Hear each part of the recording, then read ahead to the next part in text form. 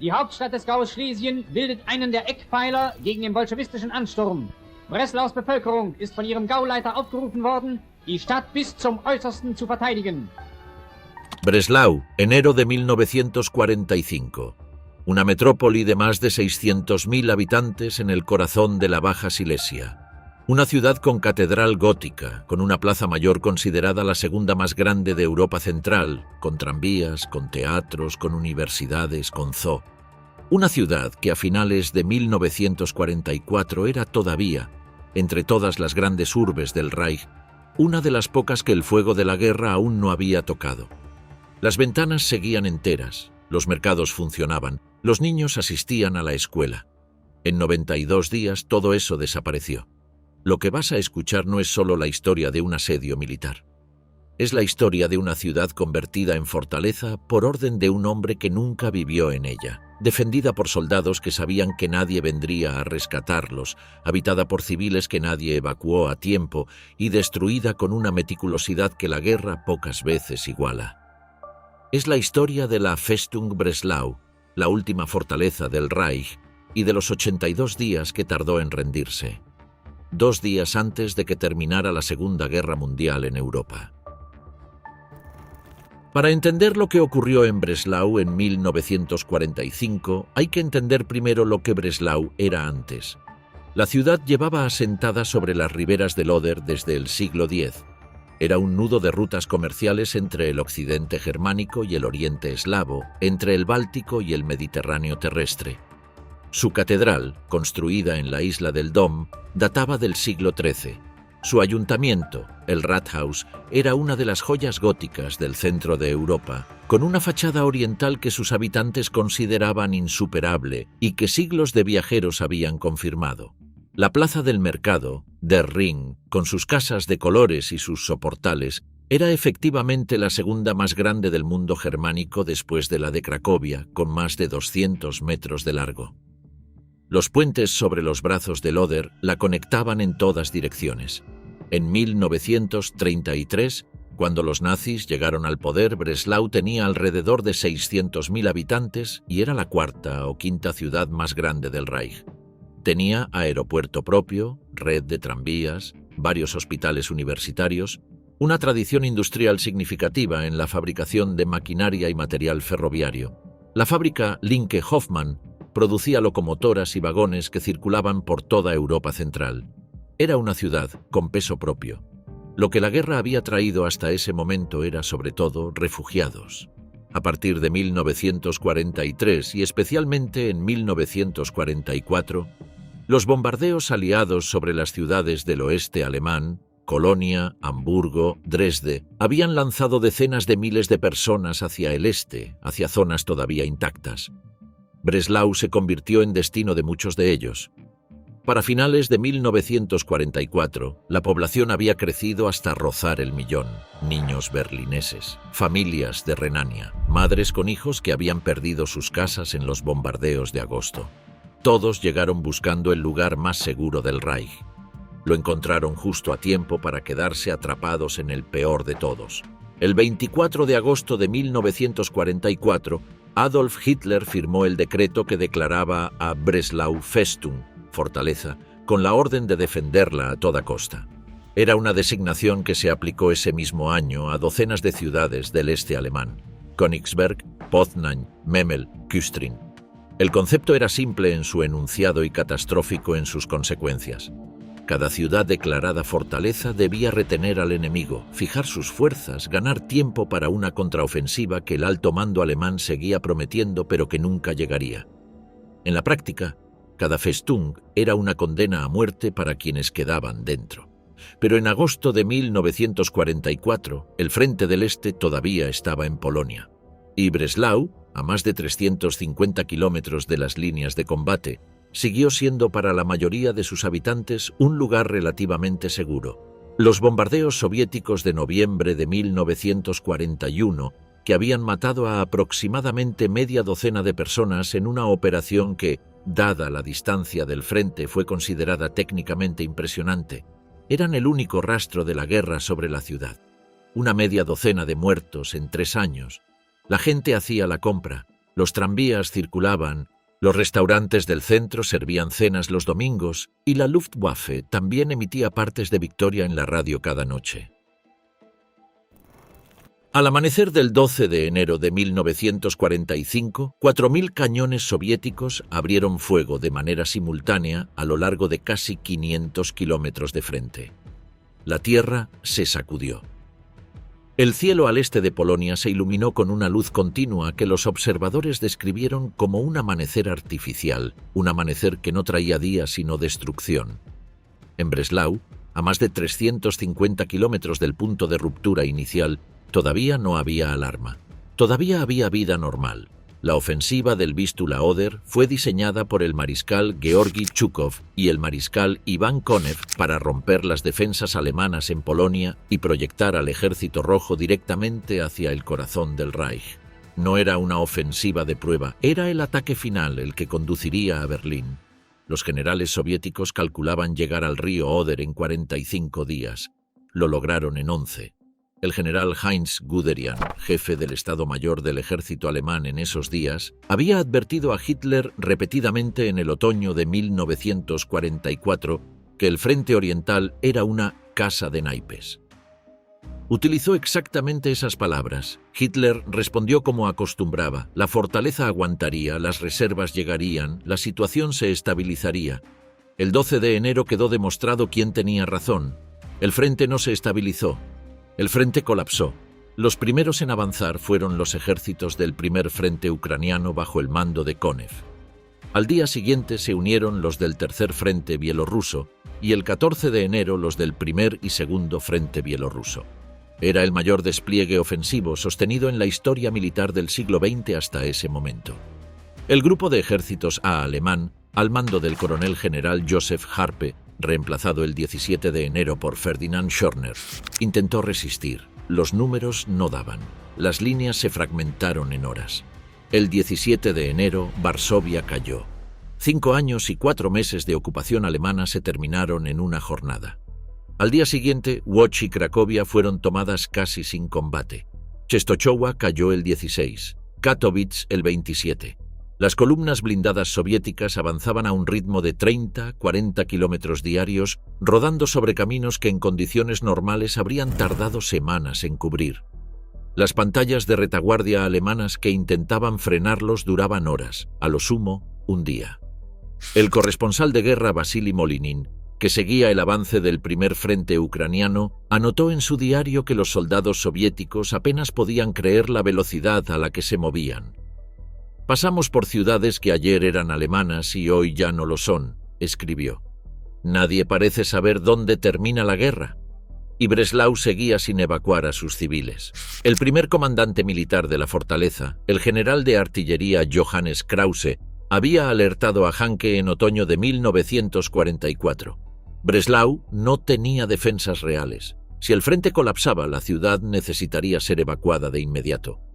Había que sacar a 200.000 personas como mínimo antes de que los soviéticos cortaran las carreteras. Krause fue ignorado, luego fue relevado. En su lugar llegó el mayor general Hans von Alphen el 2 de febrero de 1945, designado personalmente por Schörner, comandante del Grupo de Ejércitos Centro. Von Alphen era un oficial de ingenieros metódico y sin brillo especial. Schörner quería un mando que actuara con energía pero que no desafiara la autoridad política de Hanke. Von Alphen encajó en ese perfil durante exactamente 3 semanas. Mientras tanto, el frente seguía acercándose. El 23 de enero, los soviéticos tomaron Gross-Wartenberg, a poco más de 60 kilómetros de Breslau. El 25, Oels cayó, a menos de 40. El camino hacia la ciudad quedó prácticamente abierto. En la ciudad, la voluntaria Cruz Roja Lena Aschner, que trabajaba en la estación central de ferrocarril gestionando el flujo de refugiados que llegaban del este desde el 17 de enero, resumió lo que veía en una anotación que los historiadores han citado repetidamente. Breslau no es una fortaleza. Está perdida. Todo el mundo lo sabe. Todo el mundo lo sabía. Y el Gauleiter Karl Hanke siguió sin ordenar la evacuación general. Para entender la Festung Breslau hay que entender a Karl Hanke porque sin él no existe.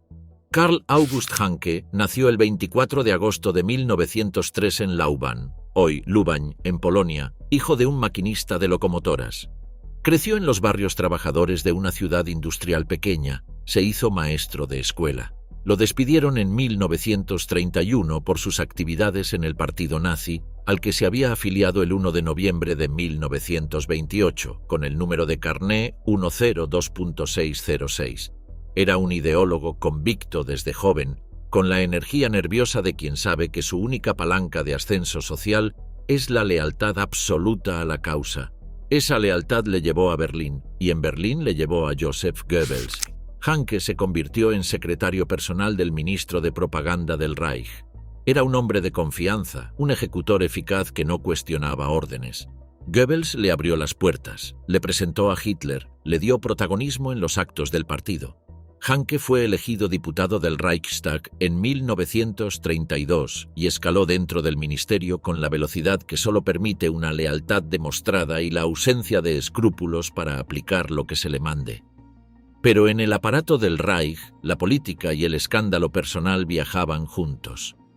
En 1938, la relación matrimonial entre Joseph Goebbels y Magda Goebbels entró en crisis severa. Goebbels había iniciado una relación sentimental con la actriz checa Lida Baarova, una aventura que Hitler tuvo que ordenar interrumpir personalmente para evitar el escándalo público. En ese contexto de tensión doméstica, Magda Goebbels, que quería divorciarse, encontró en Hanke a alguien dispuesto a ayudarla. Hanke compiló un dossier con documentación de 36 mujeres involucradas en la conducta extramarital de Goebbels, lo presentó ante Hitler y al mismo tiempo inició él mismo una relación con Magda. La crisis llegó a tal punto que Magda consideró formalmente el divorcio. Hitler vetó la separación, exigió que todo se resolviera en silencio y en privado y relegó a Hanke a un segundo plano. La consecuencia fue el traslado. En 1941, Hanke fue designado Gauleiter de la Baja Silesia y Oberpräsident de la provincia prusiana de la Baja Silesia, con sede en Breslau. Era un destino importante pero periférico respecto a los centros de poder de Berlín. Podría haberse interpretado como un exilio dorado. Hanke lo interpretó como una oportunidad. En Breslau desarrolló el perfil del gobernador absolutista. Tenía poca paciencia con los matices. En los 4 años que gobernó la región antes del asedio, supervisó la eliminación de los judíos de la ciudad, ordenó la muerte de al menos 1 millar de presos políticos según los registros que sobrevivieron y construyó una reputación que en los documentos de la época aparece repetidamente descrita con una misma frase, una copia en carbón de Hitler pero sin el carisma. Quien trabajaba cerca de él lo describía como alguien que hablaba mal en público, que carecía del magnetismo retórico de los líderes del partido con influencia real, pero que compensaba esa carencia con una voluntad de acero para imponer sus decisiones sin vacilación. En enero de 1945, Goebbels empezó a mencionarlo en sus diarios con admiración. El 3 de abril de 1945, mientras Berlín se preparaba para su propio fin, Goebbels anotó que Hanke había recibido elogios extraordinarios del liderazgo por su conducta en Breslau. El hombre que Goebbels había exiliado a Silesia por haberse acostado con su esposa se había convertido, en los momentos finales del Reich, en uno de sus héroes propagandísticos. La paradoja era tan perfecta que resultaba obscena. También tenía una vida privada más estructurada de lo que sugería su imagen pública. En Breslau mantuvo durante años una relación con la baronesa Freda von Firx, hija de un terrateniente adinerado y profesora en la Universidad de Berlín. Tuvieron una hija en diciembre de 1943. Se casaron el 25 de noviembre de 1944, exactamente 2 meses antes de que el frente soviético colapsara y el mundo de Hanke comenzara a reducirse a los límites de una ciudad sitiada. El 19 de enero de 1945, Hanke emitió finalmente la orden. Las mujeres y los niños debían abandonar la ciudad a pie, en dirección a Operau y Kant, sin transporte organizado, sin cocinas de campaña, sin provisiones sistemáticas. La temperatura exterior esa noche era de entre 15 y 20 grados bajo cero. Fue una catástrofe. Más de 700.000 personas intentaron abandonar Breslau en los días siguientes. la gran mayoría a pie. Los que tenían carros de caballos los cargaron con lo que pudieron: muebles, ropa, fotografías, las cosas que la gente considera imprescindibles cuando tiene tiempo para elegir. Y a medida que avanzaban por los caminos helados de Silesia, fueron dejando atrás esos objetos, uno a uno, porque el peso era insostenible y el frío agotaba antes de lo previsto.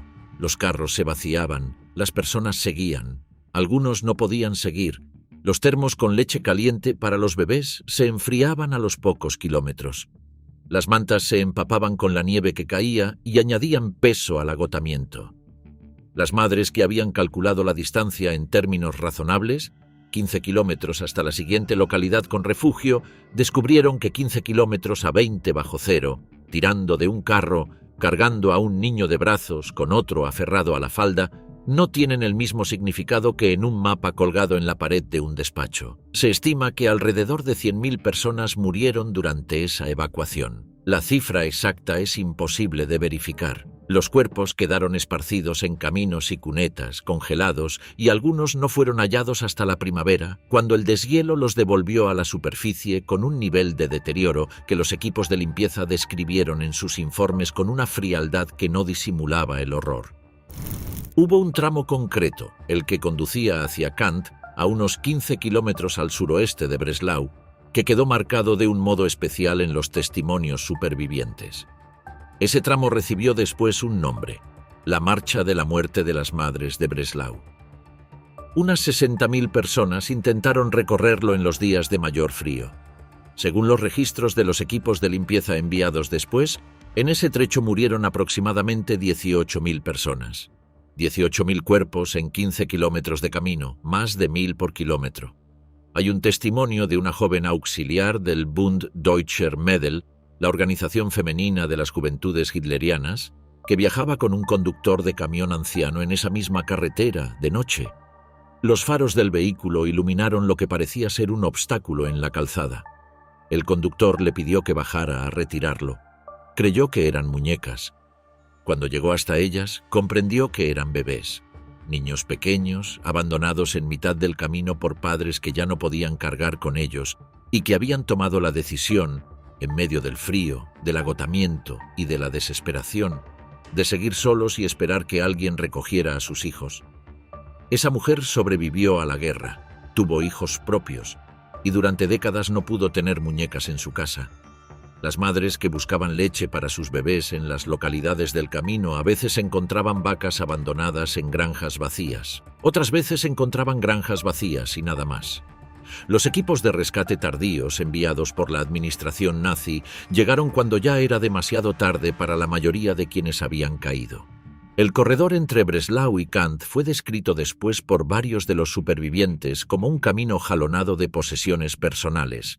Primero objetos pesados, luego ropa extra, luego fotografías y documentos, luego las últimas cosas, hasta que solo quedaba lo que la persona llevaba puesto cuando murió. Dentro de la ciudad, mientras ocurría todo esto, Hanke ordenaba construir barricadas.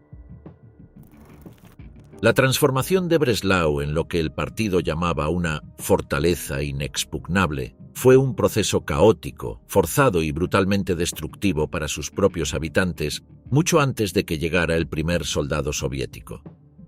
Las órdenes eran precisas en su brutalidad. Cada calle debía convertirse en un obstáculo, cada edificio en un punto de resistencia, cada recurso disponible en material de defensa. Los equipos de trabajo, formados por civiles bajo coacción, hombres reclutados en las calles, en sus casas, en los refugios, arrancaron adoquines y los apilaron en barricadas. Los tranvías fueron volcados y soldados en su posición para bloquear avenidas principales.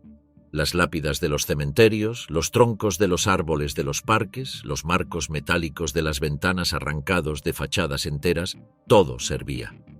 En algunas plazas se excavaron zanjas antitanque de hasta 6 metros de ancho y 4 de profundidad, reforzadas con hormigón y alambre de espino. Los puentes sobre los canales y el Oder fueron minados con cargas preparadas para ser detonadas por control. Las plantas bajas de los edificios de mayor tamaño fueron tapiadas y convertidas en fortines con aspilleras para ametralladoras orientadas hacia las calles principales. En otoño de 1944, meses antes del cierre del cerco, ya se había movilizado a más de 100.000 personas para cavar zanjas antitanque en los alrededores de la ciudad. La zanja principal tenía 6 metros de ancho y 4 de profundidad y se extendía a lo largo de kilómetros. Los oficiales alemanes que supervisaban el trabajo, según varios testimonios recogidos después, eran escépticos. Uno de ellos comentó que los soviéticos tardarían 30 minutos en cruzarla, 30 minutos para reírse de las defensas y 2 para atravesarlas. Cuando llegó el invierno, la zanja se llenó de nieve y las columnas blindadas soviéticas simplemente rodaron por encima. El Volkssturm, creado por decreto de Hitler el 25 de septiembre de 1944, fue organizado en 38 batallones dentro de la ciudad. Cada batallón tenía en teoría hasta 600 hombres, aunque en la práctica las cifras variaban. Sus integrantes eran hombres entre 16 y 60 años, veteranos de la Primera Guerra Mundial con artritis en las rodillas junto a adolescentes que nunca habían disparado un arma. El armamento era un muestrario de lo que quedaba en los depósitos del Reich: fusiles capturados en Francia en 1940, fusiles italianos, fusiles polacos, alguno yugoslavo, compartidos a veces entre 2 hombres. El arma más abundante era el Panzerfaust, el lanzagranadas antitanque de un solo disparo, fabricado en 53 minutos y a un coste de 8 Reichsmarks la unidad. Producirlo era rápido. Usarlo correctamente, en cambio, requería práctica que la mayoría no tenía. A eso se sumaron, en enero de 1945, 50 vehículos Goliath, los pequeños tanques teledirigidos rellenos de explosivo, y 18 cañones antiaéreos Flak 36 de 88 milímetros que podían usarse también en función antitanque. La guarnición regular era un mosaico igualmente heterogéneo. Los soldados en retirada de otras unidades que fueron detenidos en los controles de la ciudad y reincorporados al combate. Unidades de la 609ª División de Infantería, formada apresuradamente y organizada en regimientos que llevaban los apellidos de sus comandantes: el regimiento Mohr, el regimiento Sauer, el regimiento Hanf, el regimiento Bell de la Luftwaffe, el regimiento SS Weslein, que incluía voluntarios procedentes de Francia y los Países Bajos, un detalle que habla por sí solo del estado de las SS en aquella fase de la guerra. Personal de tierra de la Luftwaffe, unidades de señales, de ingenieros, de intendencia, de policía. A finales de enero llegó también un regimiento de las juventudes hitlerianas. En total, alrededor de 50.000 hombres quedaron cercados dentro de la fortaleza. La guarnición contaba con 32 baterías de artillería, equipadas con una mezcla de piezas alemanas antiguas y material capturado a soviéticos, polacos, yugoslavos e italianos. Sin tanques propiamente dichos, salvo una pequeña compañía de 15 cañones de asalto de diferentes modelos. Frente a ellos, el sexto ejército soviético de Vladimir Gluzdovsky desplegaba 1.000 piezas de artillería alrededor del perímetro, 1.000 piezas contra 32 baterías. La disciplina dentro de la fortaleza se impuso con métodos que iban más allá de lo militar. Hanke había establecido un régimen de terror desde los primeros días. La cobardía, el derrotismo, la más mínima expresión pública de duda eran susceptibles de llevar a un hombre ante un consejo de guerra sumarísimo. La pena habitual era la muerte. Los cuerpos de los ejecutados eran colgados en postes y farolas con carteles que describían su falta. Murió como cobarde. Traicionó a su ciudad. El caso de Wolfgang Spielhagen fue el más emblemático. Spielhagen era el vicealcalde de Breslau, más funcionario de carrera que político convicto. Había viajado a Berlín cuando ya no tenía funciones administrativas concretas en una ciudad sitiada. No había departamento financiero en una Festung, no había presupuestos que gestionar, no había contratos que firmar. Simplemente se presentó ante el liderazgo del partido en la capital, dijo que estaba disponible para cualquier tarea y nadie le asignó nada. Regresó a Breslau. Hanke lo hizo arrestar por deserción, lo hizo encadenar a un camión, lo arrastró por las calles principales del centro histórico, delante de los civiles y los soldados. Luego lo fusilaron en público. Hanke llamó a aquello una muerte infame para quien teme la muerte honorable. Era una advertencia visible para todos. Era también, en su forma específica, el retrato más fiel del hombre que gobernaba la fortaleza. Pero no todos los civiles habían podido marcharse. Pese a las órdenes de evacuación, cerca de 230.000 personas permanecieron dentro del perímetro cuando el cerco se cerró. Ancianos que no podían caminar. Madres con hijos pequeños que esperaron demasiado. Hombres detenidos en los controles y obligados a quedarse. Trabajadores forzados polacos, unos 3.000, que vivían en condiciones incomparablemente peores que el resto. Y los sacerdotes. Los clérigos de Breslau, en su gran mayoría, no abandonaron sus parroquias. Se quedaron con sus feligreses. Con el tiempo, esa decisión los convertiría en los cronistas más lúcidos y en la única voz moral real que quedó dentro de la fortaleza. El zoológico de Breslau estaba dentro del perímetro. Alrededor del 10 de febrero, cuando el cerco se estaba completando, la dirección del zoo recibió la orden de sacrificar a todos los animales. La razón era táctica. Si los edificios eran alcanzados durante los combates y las jaulas se abrían, la ciudad sitiada podría verse enfrentada simultáneamente a leones, tigres, lobos y primates sueltos entre los escombros. La misma orden se daría semanas después en el zoo de Berlín por los mismos motivos. El director del zoo, o quien asumió esa responsabilidad, dejó un registro del proceso de sacrificio animal que los traductores posteriores describieron como uno de los documentos más difíciles de leer del asedio, no por su longitud, sino por su tono. Una lista de muertes de animales, uno tras otro, narrada con la compulsión contenida de alguien que hace algo que sabe que recordará siempre. El 8 de febrero de 1945, Iván Konev ordenó el inicio de la ofensiva de la Baja Silesia. El objetivo inmediato era cercar Breslau. El objetivo final era liberar al primer frente ucraniano para continuar el avance hacia Berlín. El plan era una tenaza. Desde el norte, las unidades del 52º Ejército Soviético ya habían establecido cabezas de puente sobre el Oder en múltiples puntos. Desde el sur, el 5º Ejército de la Guardia presionaba desde Grodkau.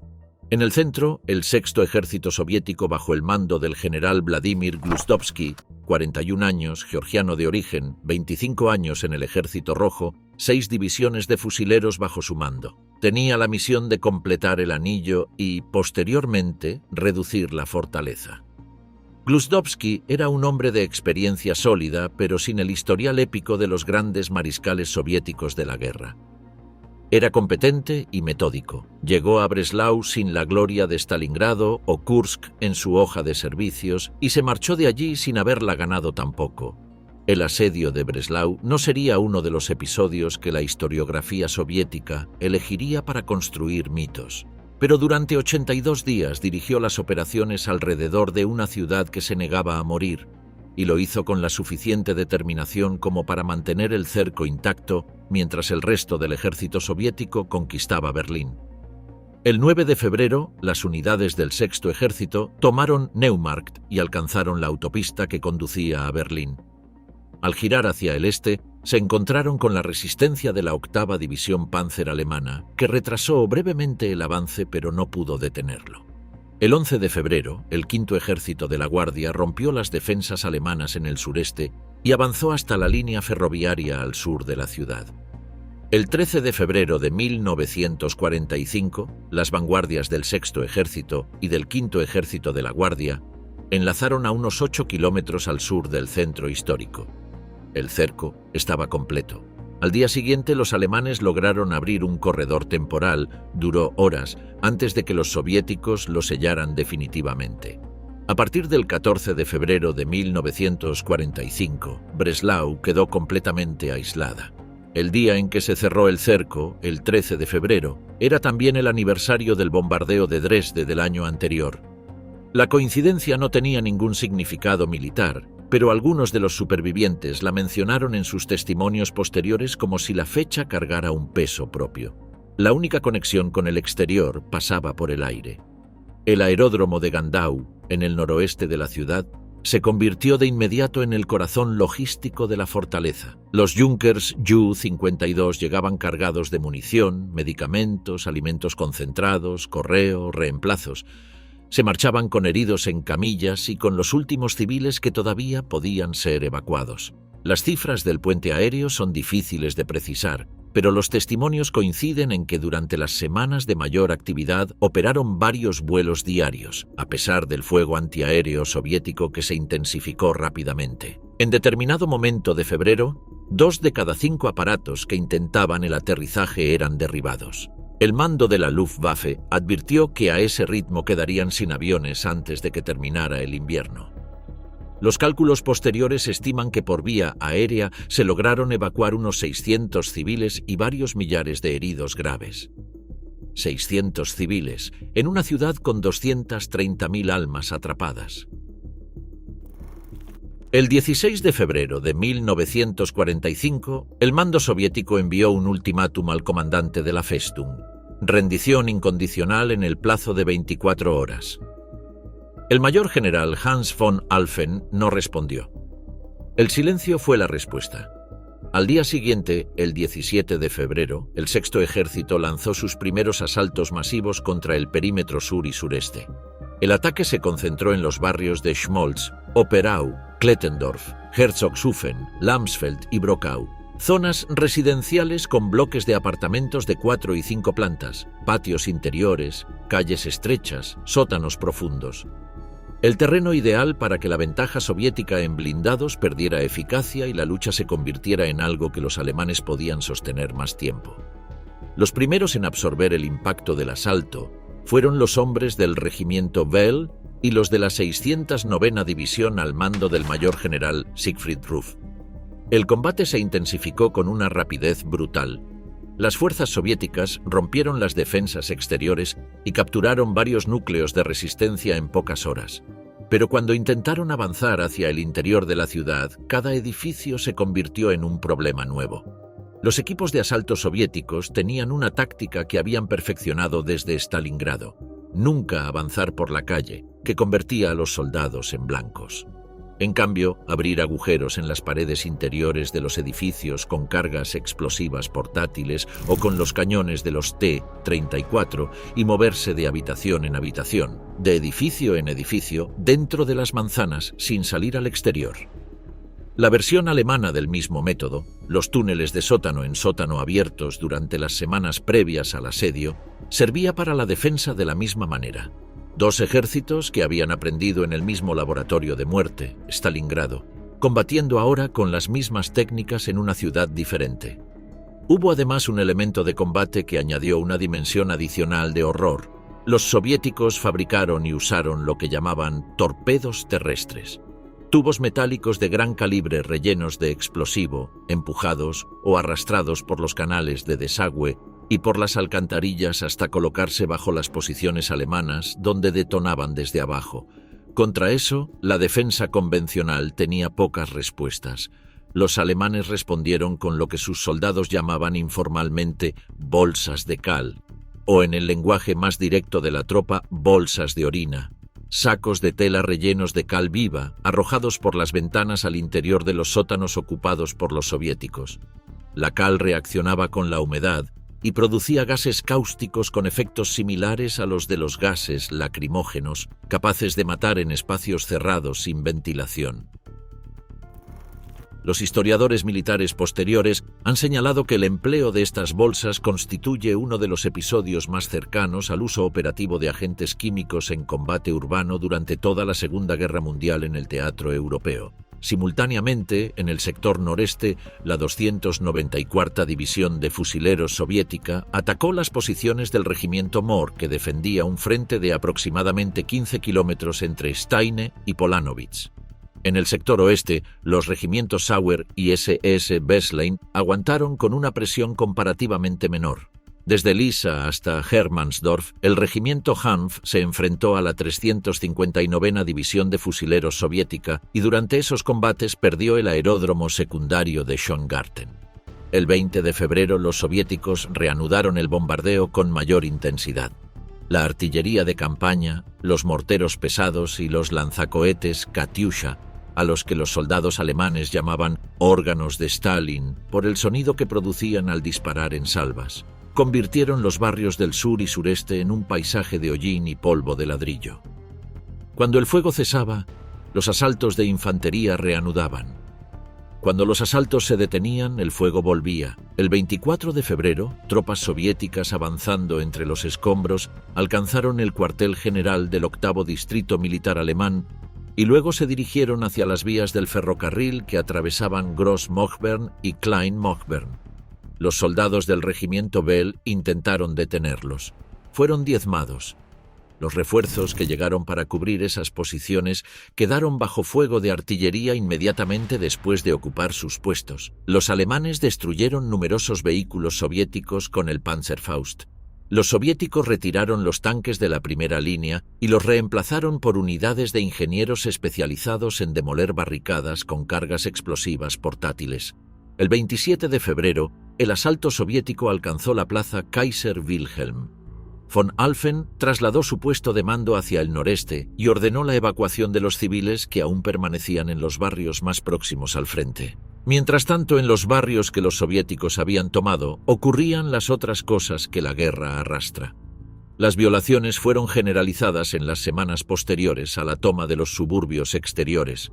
Los soldados soviéticos que llegaban después de años de guerra, después de haber visto lo que los alemanes habían hecho en su propio territorio, llegaban con cuentas que ajustar y con una disciplina que el agotamiento y el alcohol corrían. Los oficiales intentaban controlarlo con distinta eficacia según el día. El nivel de atrocidades en Breslau fue, según los testimonios comparativos, probablemente menor que en Berlín. Pero IMA es un término que solo tiene sentido estadístico, no humano. Los alemanes tampoco fueron inocentes. Documentos de inteligencia soviética registraron pozos envenenados y alimentos con veneno dejados en casas evacuadas, trampas explosivas en algunos edificios y acciones de resistencia que los soviéticos respondieron con medidas de represalia colectiva en los barrios que controlaban. Había, en aquellos días, algo parecido a una rutina extraña, discontinua, organizada en torno a la supervivencia inmediata. Los civiles atrapados en la Festung vivían principalmente en los sótanos. Los bloques de pisos habían sido atravesados con aperturas en las paredes entre edificio y edificio, la misma técnica de Stalingrado, para que los habitantes pudieran moverse por las manzanas sin exponerse al fuego. Los sótanos tenían sus propias jerarquías. Los más cercanos a la planta baja servían de hospitales improvisados, los más profundos de refugios permanentes. Las camas eran tablones de madera. La calefacción inexistente en la mayoría de los casos. La electricidad llegaba de manera intermitente desde generadores de emergencia cada vez más escasos de combustible. Los mercados habían cerrado, las tiendas no existían. Pero la ciudad había entrado al asedio con reservas notables: 42.000 medias canales de cerdo, 150.000 conejos, 5 millones de huevos, según los registros de los almacenes militares en el momento del cerco.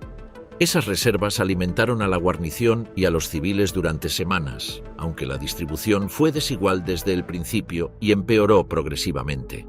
A medida que el puente aéreo se volvía más precario, la ración diaria por persona fue reduciéndose. Los testimonios de mediados de abril describen raciones que apenas alcanzaban para mantener a un hombre en pie, no ya para combatir. Las oficinas de correos de Breslau funcionaron con relativa normalidad hasta bien entrado el mes de marzo. Parece absurdo dicho así. Correo normal dentro de una ciudad cercada y bombardeada. Pero el correo era el único lazo con el exterior, con los familiares evacuados, con los soldados del frente que tenían parientes en la ciudad. Los Junkers Ju-52 del puente aéreo llevaban sacas postales, además de munición. Los funcionarios seguían clasificando cartas bajo las mismas ruinas en que vivían los soldados. El último vuelo regular de correos salió del aeródromo de Gandau en los primeros días de abril, cuando las pistas ya estaban bajo fuego directo.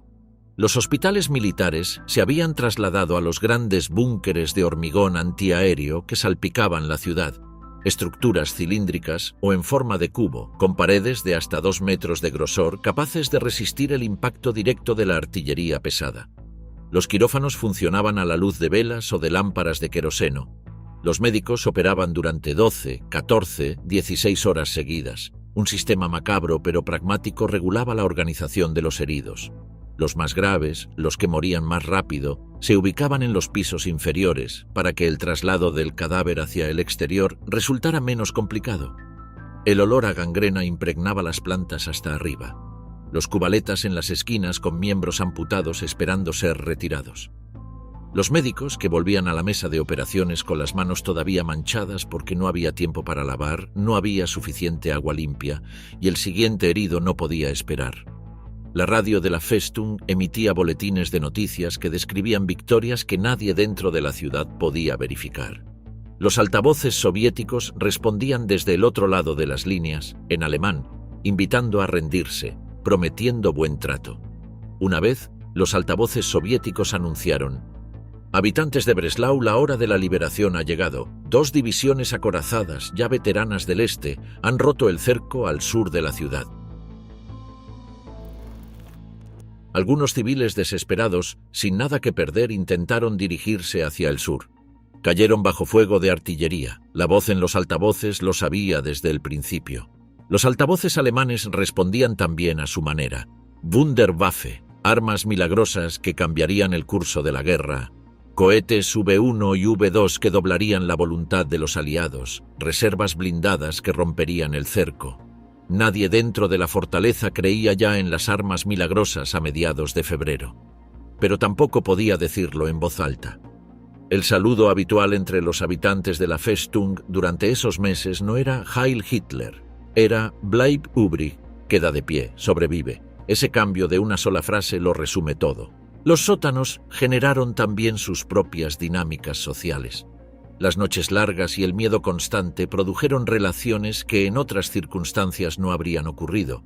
Hubo lo que los testimonios de la época llamaban novias de búnker, mujeres jóvenes que ofrecían compañía a cambio de comida o de protección de algún oficial. Hay referencias cruzadas en varios testimonios, mencionadas siempre con una mezcla de comprensión y juicio que refleja la ambigüedad moral de quien juzga desde fuera una situación de supervivencia extrema. En paralelo, los clérigos seguían celebrando misa en las iglesias dañadas cuando los edificios lo permitían y en las criptas y sótanos cuando no. Los feligreses que asistían a esas misas improvisadas eran, según el párroco Peikert, en muchos casos personas que no habían puesto los pies en una iglesia desde hacía años. Los 3.000 trabajadores forzados polacos dentro de la ciudad vivían en condiciones incomparablemente peores. Sus barracones no tenían calefacción. Sus raciones eran menores. No tenían acceso a los refugios mejor protegidos.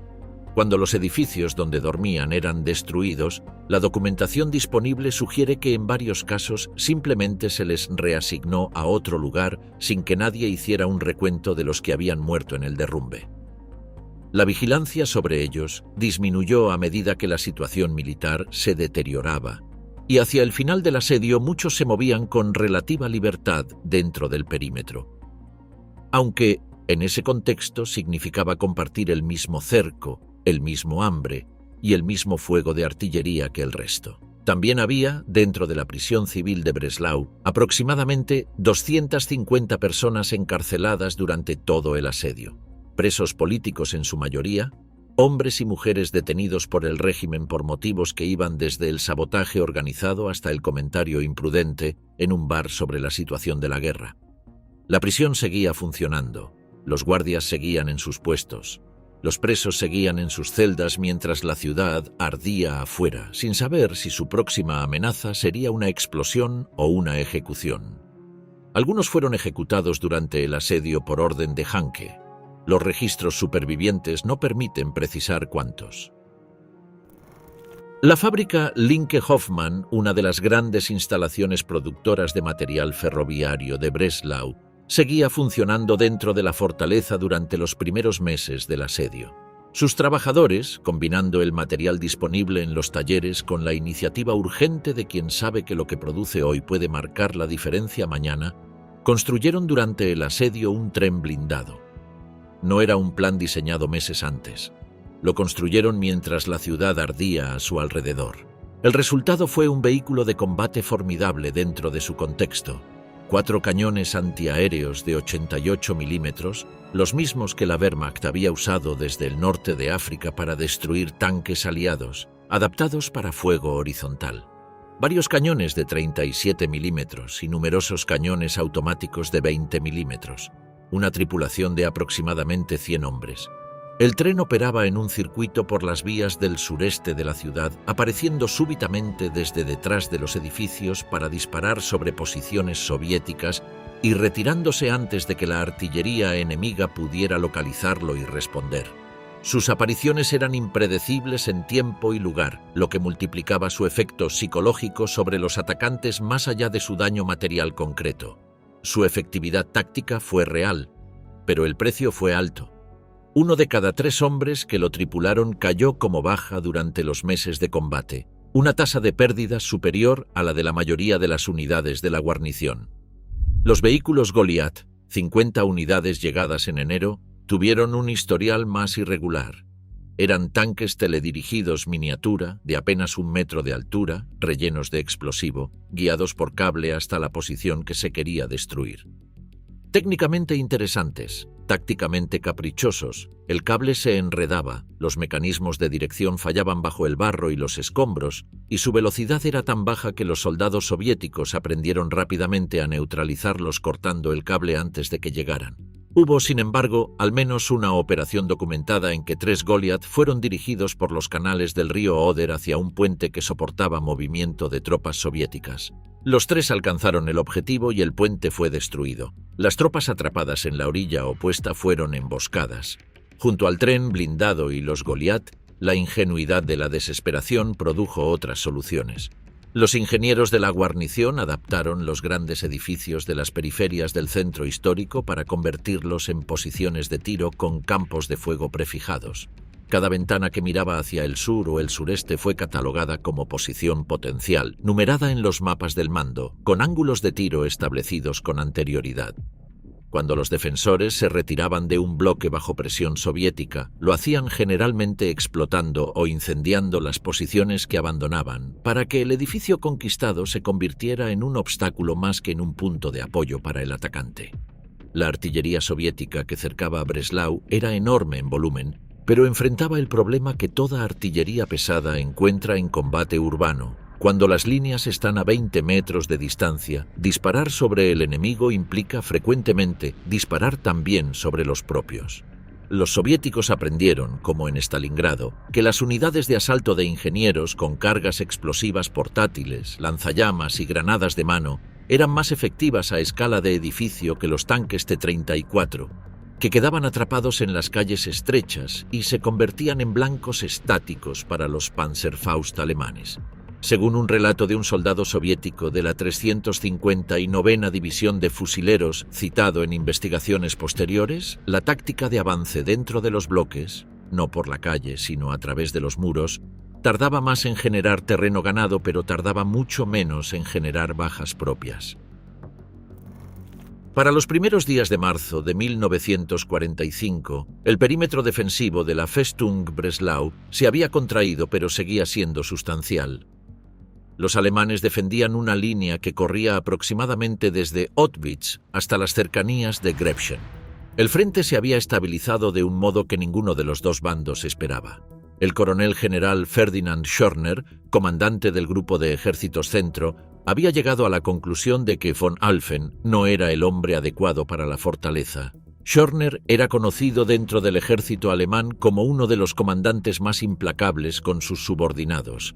Su disposición a fusilar a oficiales por lo que consideraba falta de determinación era suficientemente conocida como para que su nombre generara temor incluso entre los generales que servían bajo sus órdenes.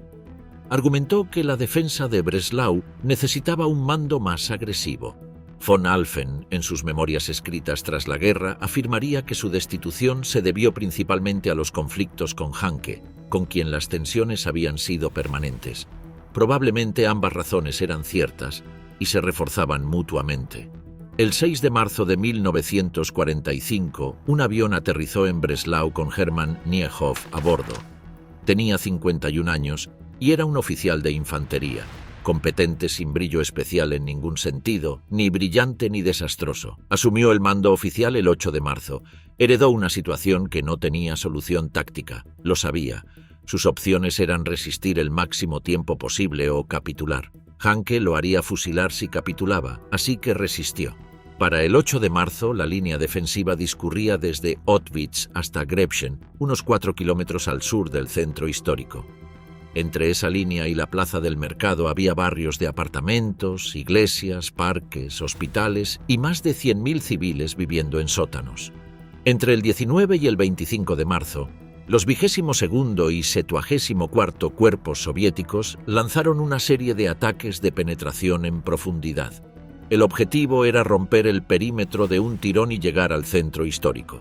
Los alemanes lo impidieron, pero el coste fue elevado. En esos días, el tren blindado desplegó su mayor actividad y las unidades de paracaidistas de los capitanes Trotz y Schau fueron empleadas como fuerza de reacción rápida en los puntos más comprometidos. El cuarto ejército Panzer alemán intentó romper el cerco desde el oeste durante este periodo, atacando para restablecer la línea ferroviaria hacia Breslau. La reacción soviética fue inmediata. La operación fracasó antes de llegar a ningún resultado. Para mediados de marzo, la guarnición dependía casi exclusivamente del transporte aéreo para todo: munición, medicamentos, alimentos, cartas. La tasa de pérdidas de los aviones de transporte seguía aumentando.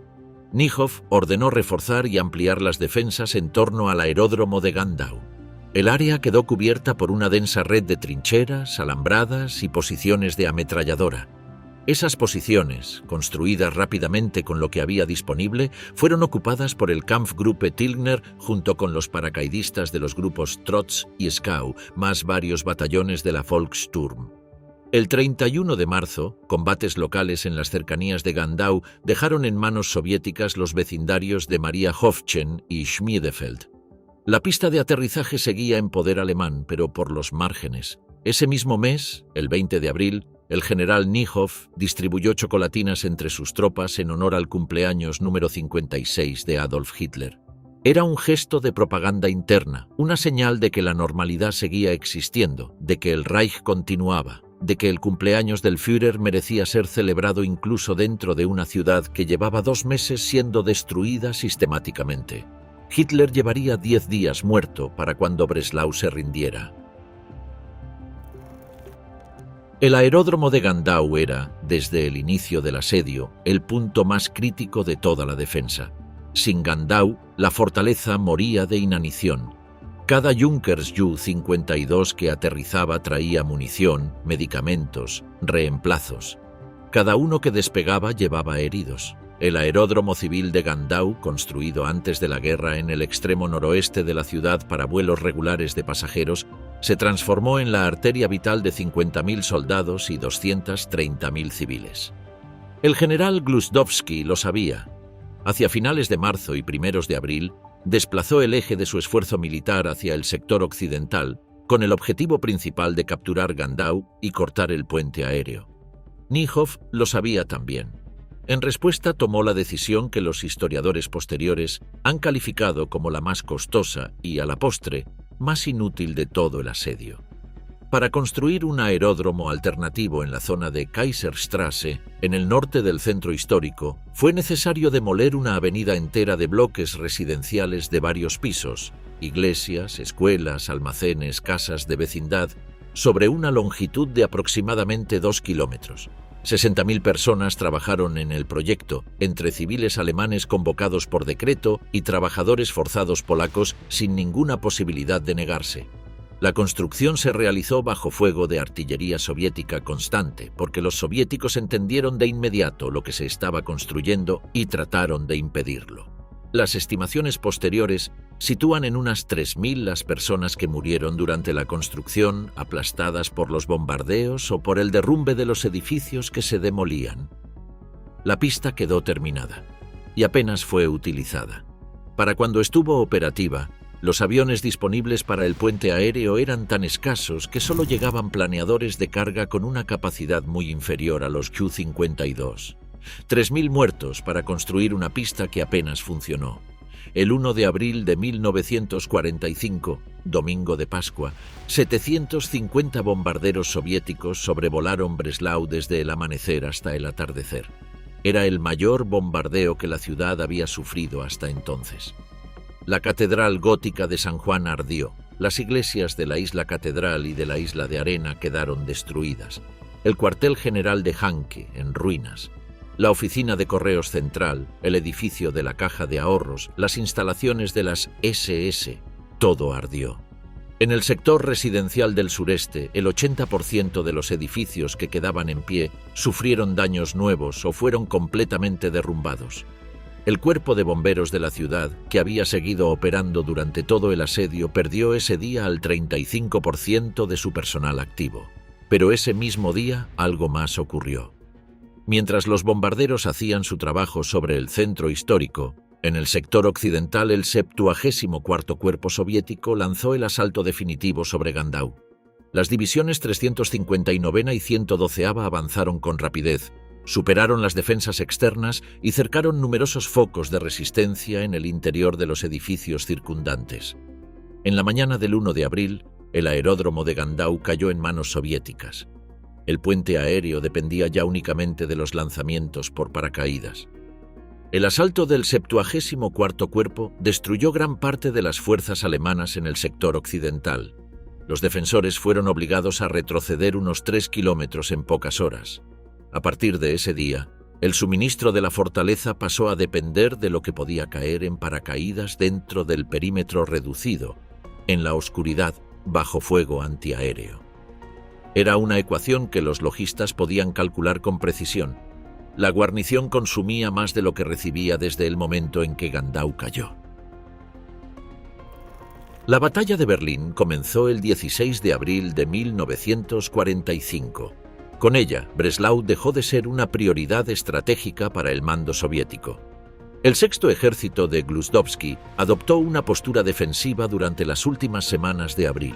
Sus divisiones estaban agotadas. La directiva de Konev era clara: contener Breslau, no asumir más pérdidas innecesarias para tomarla. Berlín era la guerra. Breslau era un apéndice geográfico con 230.000 civiles y 50.000 soldados dentro que, a efectos estratégicos, ya no importaban. Lo que sustituyó a los ataques en toda regla fue la guerra de desgaste sistemático. Bombardeos de artillería continuos, operaciones de propaganda con altavoces y lanzamiento de octavillas, acciones locales de ingenieros que cada noche intentaban destruir un puente o minar una barricada, francotiradores que trabajaban metódicamente los puntos de tránsito conocidos. Casi a diario, miles de folletos caían sobre la ciudad informando a la guarnición alemana de la situación real de la guerra.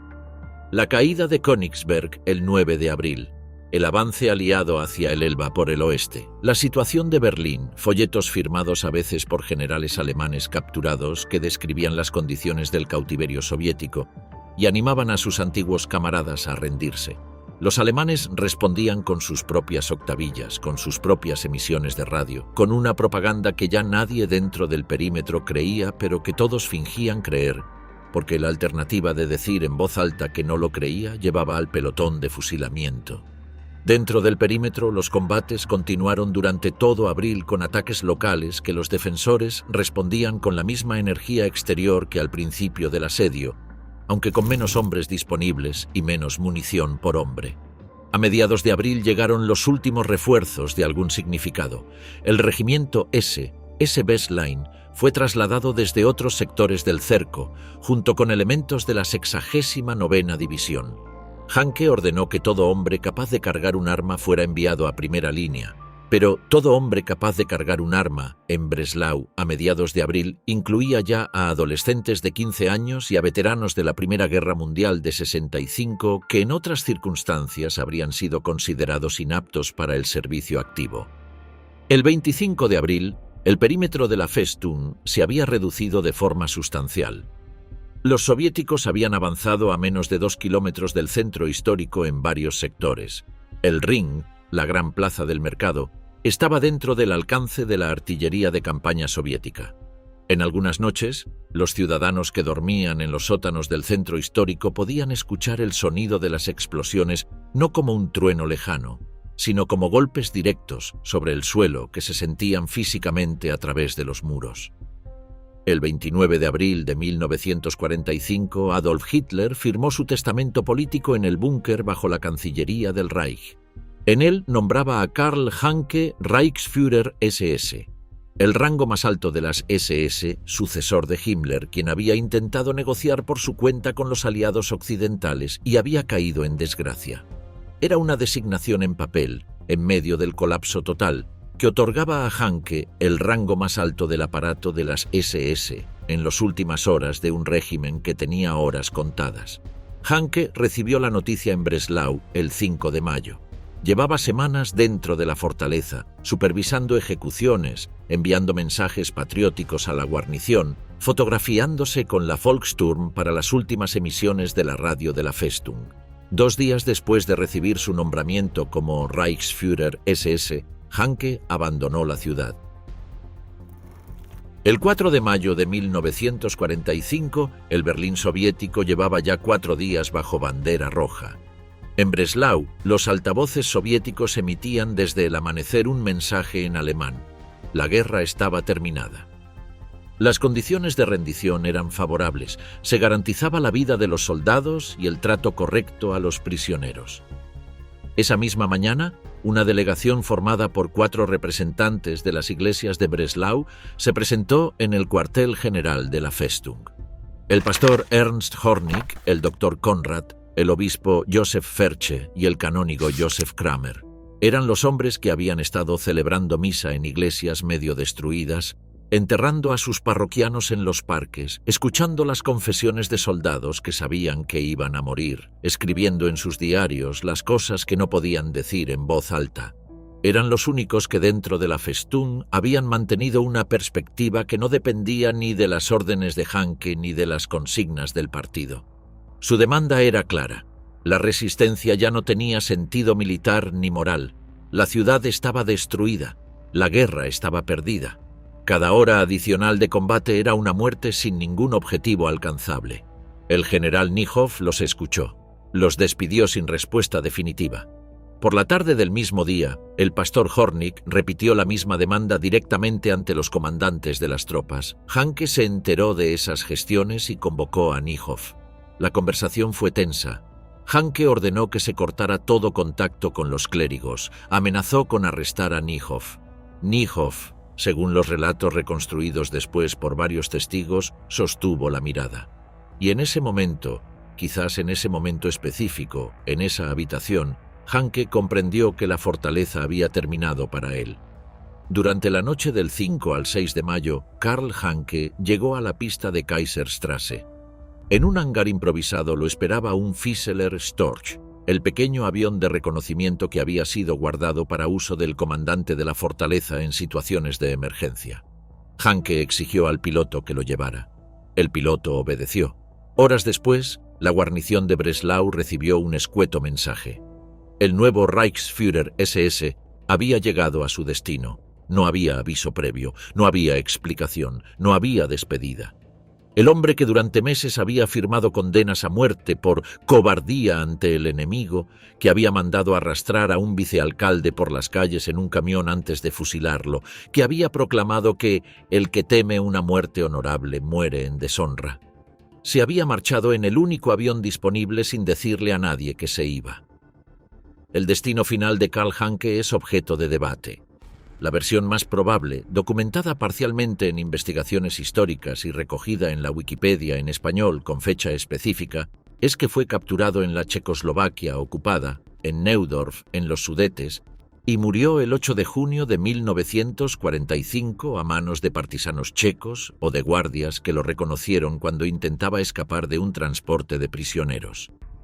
Su esposa solicitó la declaración oficial de defunción en los años 50. Nadie encontró un cuerpo que pudiera ser identificado con certeza. Con Hanke fuera, la última barrera psicológica desapareció. En la mañana del 6 de mayo de 1945, el cuartel general de la Festung respondió por primera vez a las exigencias soviéticas. El Estado Mayor de la guarnición envió al capitán von Bruck y al coronel Tisler, jefe del Estado Mayor adjunto, a cruzar las líneas con una bandera blanca. Los esperaban el mayor Omar Yakaev y el coronel Fe Chichin del 22º Cuerpo Soviético en la intersección de Strasse der SA y Victoria Strasse. El encuentro fue breve. Ambas partes acordaron que Niehoff se presentaría en persona para firmar la capitulación. Esa tarde, el general Hermann Niehoff cruzó el frente acompañado de su Estado Mayor. Fue conducido a la Villa Colonia, cuartel general del 22º Cuerpo Soviético en el número 14 de Kaiser Friedrichstraße, en los suburbios del sur, una zona que había caído en manos soviéticas semanas antes, cuando el combate todavía no había arrasado ese sector y que había sido conservada relativamente intacta. La villa era una residencia burguesa de antes de la guerra, con jardín, con muebles que seguían en su sitio, con ventanas que todavía tenían cristales. Un escenario inverosímil después de 82 días dentro de la Festung. Los relatos posteriores de los oficiales alemanes que acompañaron a Niehoff coinciden en que la reunión fue sorprendentemente civil. Los soviéticos sirvieron vodka y algo de comer. Hubo un momento que varios testigos describen como casi festivo, con el alivio de ambas partes de que aquello terminara. Niehoff creyó haber negociado condiciones favorables para sus tropas, garantías sobre el trato a los prisioneros, respeto a los heridos. Los términos fueron aceptados por el general Gluzdovsky. Los términos fueron ignorados posteriormente por las autoridades soviéticas por encima de Gluzdovsky.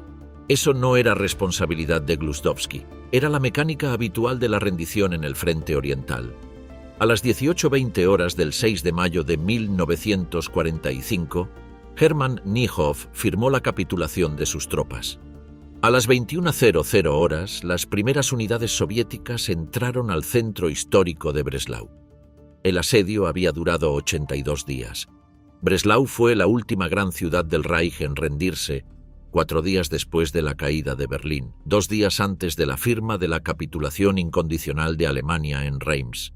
Niehoff fue llevado a la URSS como prisionero de guerra. Fue liberado en 1955. Von Alphen fue también prisionero durante años. Ambos escribieron memorias después. Ambos describieron el asedio desde perspectivas que, inevitablemente, minimizaban sus propias responsabilidades y maximizaban las del partido. La realidad, como siempre, era más complicada que cualquier versión individual. Breslau tenía, antes del asedio, algo más de 30.000 edificios. Más de 21.000 quedaron destruidos o inutilizables. Cerca del 70% del parque construido total.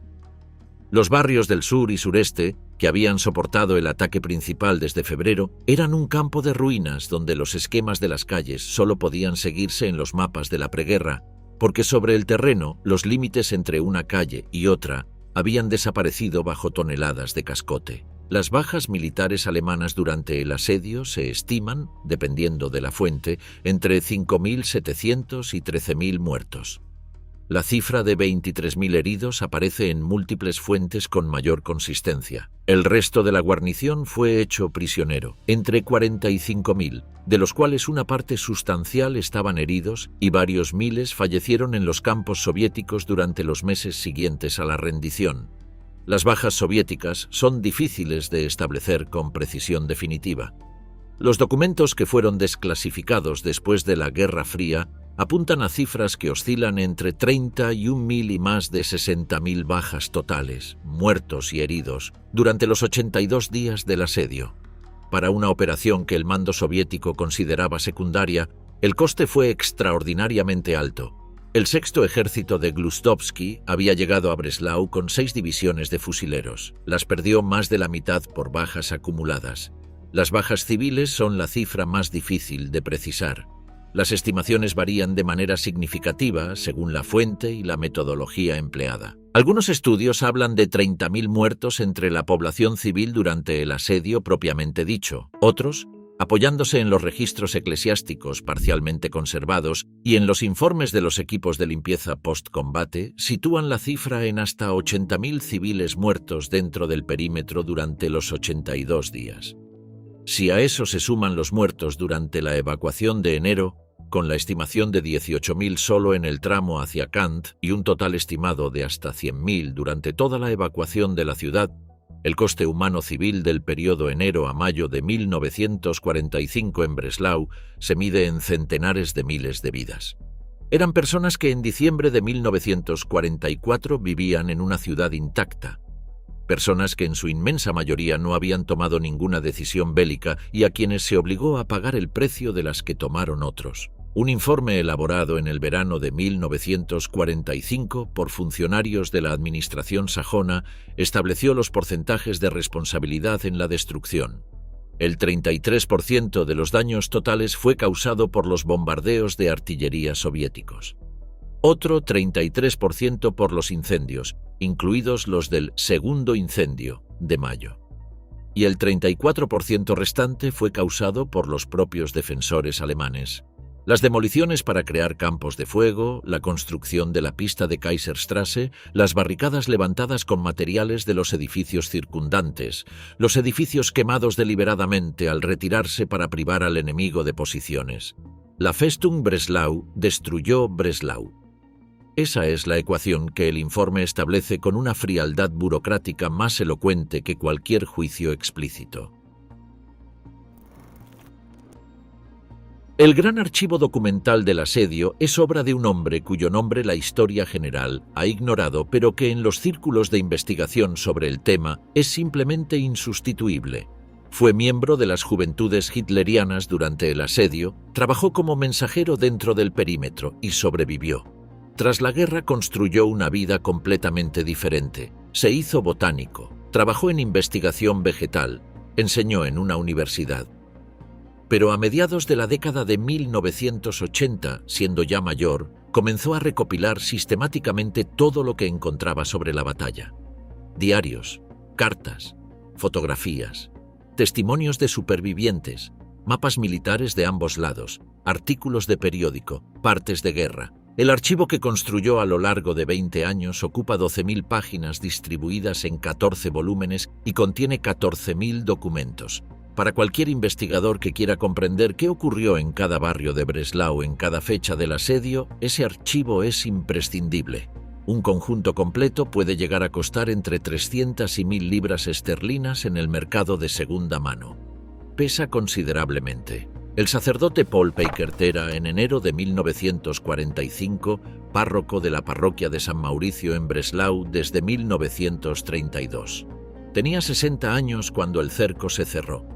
Sus cuadernos de anotaciones, escritos a lápiz y guardados en los sótanos de la iglesia, son el testimonio más completo desde dentro de la perspectiva civil. No son documentos de análisis estratégico. Son la descripción de un hombre que cada mañana, entre las 6:30 y las 8, salía a enterrar a quien hubiera muerto durante la noche porque esa era la única hora en que los cañones callaban. Son la descripción de cómo su feligresía fue desapareciendo nombre por nombre, semana tras semana, hasta que al final del asedio los que quedaban eran los supervivientes de una comunidad que había sido diezmada. Peikert murió en 1949, 4 años después del asedio. Sus memorias fueron publicadas en polaco bajo el título Festung Breslau in den Berichten eines Pfarrers y se convirtieron en una de las fuentes primarias fundamentales de la historiografía sobre el sitio. El periodista de guerra soviético Vasily Molinin fue el corresponsal principal del Sexto Ejército durante el asedio. Su diario, del que Richard Hargreaves extrajo extensamente en su libro Breslau, 1945, Hitler's Last Fortress, proporciona una perspectiva que los documentos alemanes no pueden ofrecer. Cómo veían los soviéticos la resistencia, cómo se describía entre los soldados del Ejército Rojo la tenacidad de los defensores, cuáles eran las condiciones de las tropas atacantes en el invierno de 1945. Sus anotaciones son, en varios momentos, más honestas sobre los fallos y sufrimientos del propio bando que los relatos oficiales. Los archivos soviéticos sobre el asedio, durante décadas inaccesibles, empezaron a ser desclasificados y traducidos al polaco en las últimas 2 décadas, un proceso que los investigadores que trabajan sobre el tema continúan utilizando. Roger Moorhouse y Norman Davis dedicaron a Breslau un lugar central en su obra Microcosm, un análisis de la historia de la ciudad a lo largo de siglos como caso de estudio de las transformaciones políticas e identitarias de Europa Central. La descripción del asedio en sus páginas iniciales fue, según el propio Hargreaves en entrevistas públicas, uno de los detonantes de su propio trabajo sobre el tema. La ciudad que los soldados soviéticos recorrieron en la noche del 6 de mayo de 1945 apenas era reconocible para quien la hubiera conocido en 1939. El corazón histórico había sobrevivido en mejor estado relativo que los barrios del sur, pero estaba dañado, manchado de hollín, vaciado de sus habitantes. Las estatuas seguían en pie en Der Ring, la gran plaza del mercado. Las fachadas de los edificios principales permanecían en pie, aunque marcadas por la metralla y los agujeros de bala. En los suburbios del sur, que habían sido el teatro principal del combate desde febrero, los bloques de pisos que en enero formaban barrios residenciales animados eran ahora muros sueltos sobre montículos de cascote, con los marcos de las ventanas vacíos mirando hacia un cielo que ya no tenía humo. El 11 de mayo, 5 días después de la rendición, se produjo lo que los historiadores llaman el segundo incendio de Breslau. Las tropas soviéticas accedieron a los almacenes de vino y cerveza que habían sobrevivido al asedio. Lo que siguió fue un incendio que se extendió durante días, alimentado por el alcohol derramado y por una ciudad que era esencialmente combustible, maderas expuestas, vigas de techos rotos, escombros de madera que el asedio había dejado apilados en todas partes. Según las estimaciones de los historiadores que compararon los mapas de daños de mayo y los de junio, ese segundo incendio causó más daños al parque de edificios que habían sobrevivido al asedio que todos los meses de bombardeos combinados. Las llamas ardieron durante semanas, alimentadas sin que nadie las extinguiera sistemáticamente, hasta que simplemente se quedaron sin material. Los primeros polacos llegaron a la ciudad en los días inmediatamente posteriores a la rendición. Venían principalmente de Lwów y de otras ciudades de la Polonia oriental que los acuerdos de Yalta y Potsdam habían colocado dentro de las nuevas fronteras de la Unión Soviética. Polonia, en términos de mapa, se desplazó hacia el oeste, perdía territorios en el este y ganaba los territorios alemanes hasta el Oder-Neisse. Breslau se convertía en Wrocław. La expulsión de los alemanes que quedaban en la ciudad, el proceso conocido en alemán como Vertreibung, se ejecutó con una celeridad que los testimonios de los expulsados describieron como brutal. La metodología era directa. Un golpe en la puerta a las 6 de la mañana, la hora para recoger lo esencial fuera de la casa antes de las 7. Los trenes los llevaban al oeste, a una Alemania devastada donde no había trabajo, ni casas disponibles, ni nadie que los esperara con ningún plan.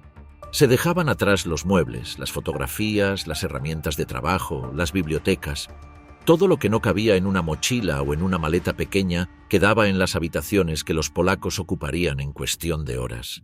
A finales de 1945 todavía había 300.000 alemanes en la ciudad. En enero de 1948, las autoridades polacas declararon oficialmente que Breslau estaba libre de población alemana. Todavía quedaban 3.000 retenidos para tareas para las que no había suficientes trabajadores polacos cualificados. La reconstrucción fue lenta y asimétrica. Los ladrillos recuperados de los escombros de Breslau, millones de unidades apilados en filas interminables, no se usaron para reconstruir Wrocław. Fueron cargados en trenes y enviados a Varsovia, que también necesitaba ser reconstruida desde cero, tras su propia destrucción sistemática en 1944. La ciudad que recibió los ladrillos era la capital. La ciudad que los cedió tardaría décadas en recuperarse. Hasta mediados de los años 50, extensas zonas de lo que había sido el Breslau residencial del sur seguían siendo solares vacíos o montículos de escombros sin despejar. Los edificios de bloques de estilo soviético que se construyeron después para sustituir los barrios destruidos todavía marcan hoy esa franja de la ciudad con una arquitectura que no disimula su época. Lo que sí se reconstruyó, con una dedicación que la historiografía polaca ha reconocido ampliamente, fue el centro histórico. Der Ring, la plaza del mercado, fue restaurada piedra a piedra hasta recuperar la fisonomía de los siglos anteriores. Los edificios que habían perdido sus plantas superiores en los bombardeos fueron reconstruidos. La catedral volvió a tener sus torres. Los campanarios que habían quedado truncados por los bombardeos fueron reconstruidos décadas después, algunos ya en el período postcomunista. En 1948, las autoridades comunistas polacas organizaron en Wrocław la Exposición de Territorios Recuperados. que atrajo a más de 1,5 millones de visitantes en 3 meses y pretendía celebrar la incorporación de los territorios occidentales a Polonia. Era propaganda, pero era también, en su dimensión práctica, una declaración de intención sobre el futuro de la ciudad. En los años 70 y 80, Wrocław se convirtió en uno de los centros del movimiento de oposición al régimen comunista en Polonia. La ciudad, que había sido alemana durante siglos, que había sido arrasada, que había sido repoblada por polacos desplazados de sus propios hogares, generó en sus hijos adoptivos una identidad nueva, una lealtad construida no sobre la herencia, sino sobre la experiencia compartida. Los jóvenes polacos que crecieron en Wrocław en los años 60 y 70 no habían nacido allí, sus padres tampoco. Pero la ciudad les pertenecía de la única manera en que las ciudades acaban perteneciendo a alguien, porque habían decidido quedarse. Quien visita Wrocław hoy encuentra una ciudad universitaria, dinámica, con una de las poblaciones más jóvenes de Polonia. Los tranvías circulan de nuevo por calles que en 1945 estaban bloqueadas por los tranvías volcados de la guarnición. La plaza del mercado, reconstruida, es uno de los espacios urbanos más hermosos de Europa Central, con cafés en los soportales y turistas que fotografían los edificios góticos de colores. Debajo del parque Szczytniki, donde en la posguerra se enterraron cuerpos en las zonas que no llegaban a los cementerios, hay raíces de árboles que crecen entre estratos que los arqueólogos no tienen incentivos para excavar. El búnker bajo el antiguo edificio de la Luisenkirche, donde von Alphen y Niehoff dirigieron la batalla en sus últimas semanas antes de trasladar el mando, ha sido parcialmente restaurado. La última vez que fue documentado por visitantes externos, una parte de sus galerías servía como local nocturno temático soviético. La historia tiene sus propias formas de ironía. El antiguo aeródromo de Gandau, por el que combatieron y murieron miles de personas en la primera semana de abril de 1945, es hoy una zona verde y un parque de exposiciones al noroeste de la ciudad. Sobre lo que fue la pista de Kaiserstraße, construida con los escombros de los edificios demolidos y con 3.000 muertos enterrados simbólicamente en los cimientos de su historia, se extienden hoy avenidas del Wrocław moderno. Breslau fue la última gran ciudad del Reich en rendirse.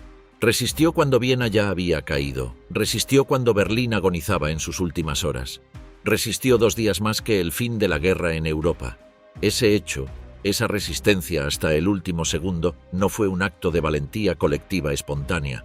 Fue el resultado de un sistema que ejecutaba a sus propios civiles por ondear una bandera blanca, que abandonó a 700.000 personas en el frío de enero sin transporte ni provisiones, que construyó una pista de aterrizaje con mano de obra forzada bajo el bombardeo enemigo para que el hombre que la ordenó construir la usara para fugarse en el único avión disponible. El asedio de Breslau figura en la lista de los episodios de combate urbano más intensos de la Segunda Guerra Mundial, junto a Stalingrado, Budapest, Manila y Berlín. Con una diferencia. En ninguno de los otros casos, la resistencia de la ciudad fue sostenida por un solo hombre cuya motivación principal parecía ser, en muchos momentos, el miedo a ser él mismo ejecutado si no sostenía la línea que había prometido sostener. Hanke tenía miedo de Hitler. Los soldados tenían miedo de Hanke, los civiles tenían miedo de los soldados, y todos tenían también miedo de los soviéticos. El miedo, llevado a una escala suficiente y sostenido el tiempo suficiente, puede hacer resistir a una ciudad durante 82 días. Lo que no puede hacer es construir nada duradero cuando termina. El 7 de mayo de 1945, cuando el mundo comenzaba a procesar la capitulación general de Alemania, los muros de Breslau todavía olían a humo. 2 días antes era todavía la última fortaleza del Reich.